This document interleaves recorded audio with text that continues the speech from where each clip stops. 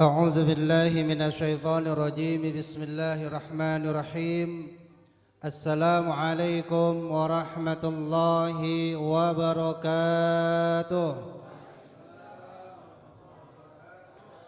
الحمد لله الذي قد أعطانا نعمة والهداية حتى نستطيع أن نستمع في هذا المجلس في هذا المصلى ونسألك يا الله ببركة في هذا المجلس واجعلنا يا الله من أهل الخير ومن أهل شفاعة رسول الله ومن أهل القرآن العظيم ومن سنة نبينا الكريم ونحن على ذلك يا الله من الشاهدين والشاكرين اللهم صل وسلم وبارك على سيدنا وحبيبنا وقرة أعيننا ومولانا محمد وعلى آله وصحبه أجمعين ربي اشرح لي صدري ويسر لي أمري واحلل عقدة من لساني يفقه قولي اللهم افتح علينا بالحكمة العارفين ونسألك بعلمك العظيم واهدنا إلى صراطك المستقيم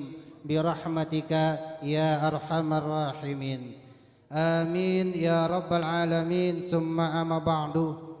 Dengan memuja dan memuji kepada Allah, terlimpahkan tercurahkan kepada baginda Nabi Muhammad Rasulullah, pada keluarga, sahabat dan seluruh umat beliau yang mudah-mudahan kita semua termasuk umatnya Nabi Muhammad yang kelak mendapatkan syafaatul uzma baginda Nabi Muhammad sallallahu alaihi wasallam. Mengingat waktu dan dikejar-kejar waktu, Ustadz Margianto ngomong sama saya, bapak-bapak katanya udah lapar. Mulanya pada maghrib, jam segini belum makan. Ibu-ibu juga katanya khawatir nasi kebulinya basi karena dari kemarin masaknya. Anak muda mukanya juga udah muka nggak bisa disebutin dah. Maka saya tidak banyak menyampaikan. Alhamdulillah guru-guru kita yang kita muliakan min dzurriyyatin Nabi Muhammad SAW Al-Habib Hasan Al-Latas dan juga para asatidzah yang mohon maaf saya tidak sebutkan satu persatu, namun tidak mengurangi takzim penghormatan kami kepada beliau semua. Dan juga sahabat-sahabatku yang mudah-mudahan semuanya yang jomblo Allah berikan jodoh, yang sudah menikah Allah jadikan sakinah mawadah warahmah. Dan tidak lupa kita doakan guru-guru kita agar ilmunya barokah dan mendapatkan manfaat di dunia dan akhirah, sehingga berlipat juga rizkinya menjadi rizki yang menghantarkan beliau semua ke tanah suci Al-Makkah Al-Mukarramah, bisa berziarah ke makam baginda Nabi Muhammad di Madinah Al-Munawwarah, pulang lagi ke Indonesia bisa beli tanah dan sawah yang lebar dan megah, dan beli kendaraan yang mewah, emas permata yang indah buat modal pada nikah. Amin ya Allah ya Rabbal. Bapak Ibu jamaah yang dirahmati oleh Allah Subhanahu wa taala. Begitu aja udah 5 menit Ustaz. Tinggal 5 menit lagi nih. Ya, jadi kayaknya udah main motor rally nih cepet-cepetan. 5 menit saya gunakan hanya membahas 3 yang disampaikan oleh Bilal bin Rabah. Bilal bin Rabah Bapak Ibu jamaah yang dirahmati oleh Allah Subhanahu wa taala, yang berkaitan dengan Muharram, yang berkaitan dengan peringatan 17 Agustusan NKRI hari kelahirannya. Kita jadiin satu dah. Apa? Satu sahabat ditanya oleh sahabat yang lain, yaitu Bilal bin Rabah ditanya, "Wahai Bilal, apa makna kemerdekaan kepadamu wahai Bilal?" Karena Bapak dan Ibu, Bilal ini ditanya ketika dalam kondisi setelah Fathul Mekah, pembebasan kota Mekah, kembalinya kota Mekah menjadi kota yang penuh dengan ibadah tauhid kepada Allah, di mana orang-orang muhajirin yang hijrah ke Madinah kembali lagi ke kota Mekah, yang bininya ditinggal ketemu lagi di Mekah, yang sawahnya ditinggal dia milikin lagi ketika Fathul Mekah, dan seterusnya. Bilal ditanya, "Wahai Bilal, apa sih makna kemerdekaan untukmu wahai Bilal?" Jawaban Bilal ada 3.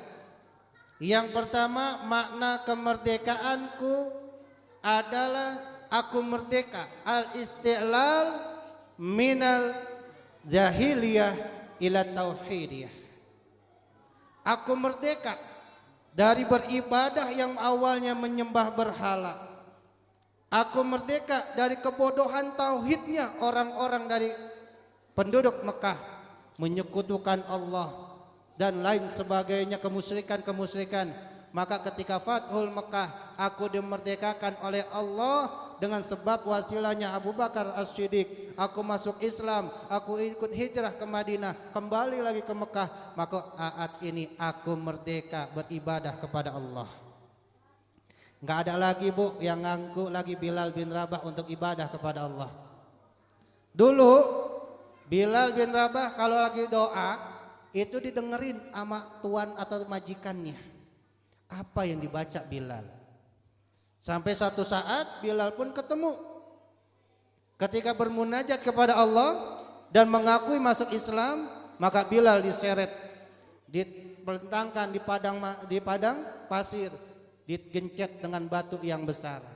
Dari awal bilang la ilaha illallah, tinggal kalimat la ilaha illallah, nggak sanggup lagi.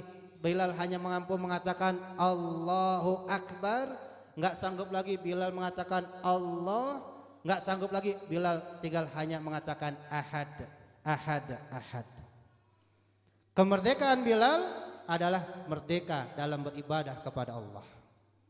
Yang kedua, al-istiqlalu minal juhala ilal ilmi, merdeka dari alam kebodohan kepada alam yang penuh dengan ilmu. Bilal belum bisa baca lalu dia mulai baca. Tadi guru kita sampaikan tadi, anak muda jangan sampai yang namanya males hadir dalam majlis ilmu. Minimal hadir majlis ilmu. Rasulullah SAW katakan, man kharada fi talabil ilmi ghufirallahu ma taqaddama min dzambi qabla ayyahtua. Siapa orang yang keluar pengen melangkahkan kakinya untuk hadir dalam majlis ilmu, Allah udah ampuni dosanya yang lalu sebelum langkah kakinya itu dilangkahkan keluar dari pintu rumahnya. Masya Allah. Boleh kata tadi yang biasa nonton film porno, yang mana satu Ustaz orang Ustaz? Yang mana orang yang tunjukin? Ya anak muda yang biasa nonton video porno, yang mana Ustaz? Penasaran orangnya? Ya. Jangankan video porno, yang hal-hal yang besar saja terkikis dengan kita hadirnya di dalam majlis ilmu. Apalagi tadi sholawat. Dalam riwayat yang ada Abu Daud dikatakan malaikat ada yang mampu menghitung yang makhluk Allah ciptakan dari awal hingga akhir. Ada malaikat yang mampu bisa hitung rintikan hujan yang turun dari langit, jumlahnya berapa rintik. Ada malaikat yang mampu bisa menghitung seluruh hewan binatang yang ada di dasar laut. Bisa ngitung. Tapi semua malaikat nggak bisa ngitung berapa rahmat yang Allah turunkan ketika ada umatnya Nabi Muhammad yang berselawat kepada baginda Nabi Muhammad SAW. Maka saya sepakat sama guru kita tadi, sampai ke ujung burung, ke bojong kenyot, nyari tuh berapa nilai pahala orang yang berselawat. Nggak ada yang bisa hitung secara pasti selawat dari padilahnya selawat kepada baginda Nabi Muhammad SAW. Yang ketiga kata Bilal bin Rabah, 1 menit lagi. Dikejar-kejar waktu saya. Apa? Kemerdekaan untuk Bilal adalah al-istiqlalu minadz zalim, bebas dari penderitaan, siksaan, ancaman orang-orang yang berbuat zolim kepada Bilal bin Rabah. Tuh Pak Bu, merdekanya Bilal pertama bebas beribadah, bebas dari kebodohan. Yang ketiga bebas dari kezoliman. Tuh Muharram kita tahun ini kudu seperti itu. Bebas kita ibadah, nggak ada lagi yang larang. Yang kedua, kita merayakan kemerdekaan Republik Indonesia, NKRI. Udah bebas belum kita ibadah. Di Muharram harus kita lebih bebas lagi beribadah. Kedua, Bangsa kita udah bebas belum dari kebodohan? Ada nggak yang masih bisa belum bisa ngaji? Ada nggak yang masih belum bisa baca Quran? Ya, ada nggak yang belum bisa hal-hal yang dibutuhkan oleh masyarakat dalam agamanya? Jangan sampai kita tetap dalam kebodohan di tiap tahunnya. Yang terakhir, naudzubillah, jangan sampai kita diberikan pemimpin yang zalim. Coba baca nih kiai kita tadi, insya Allah nanti Habib yang akan menjelaskan. Ada kitab yang menjelaskan kata Rasulullah SAW, ya, siapa orang yang nggak mau ngaji di antaranya Allah berikan satu balanya, bencananya dalam kehidupannya adalah dikirimkan seorang pemimpin yang nggak sayang kepada umatnya. Ya, coba itu baca. Nasul Ibad, coba kebet lagi, ya, kebet lagi kitab-kitab itu. Di antaranya, kalau kita nggak hadir majlis, kehidupan kita Allah jauhi dari berkah rezeki kita. Allah berikan pemimpin untuk kita orang yang zalim, nggak sayang sama kita. Terakhir malah kita diancam oleh Rasulullah nanti ketika meninggal tidak bisa dalam mengucapkan la ilaha illallah. Kurang lebihnya mohon maaf. Wassalamualaikum warahmatullahi wabarakatuh.